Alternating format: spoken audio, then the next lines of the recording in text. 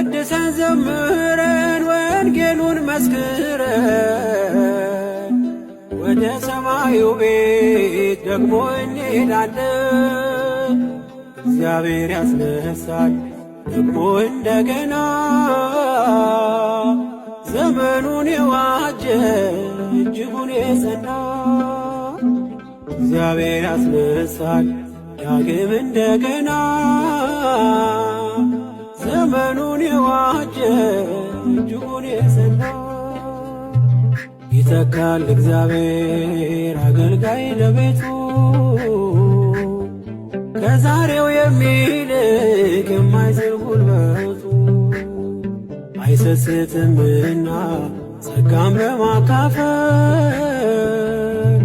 ብርቱን ያስነሳል ከትውልዱ መሃል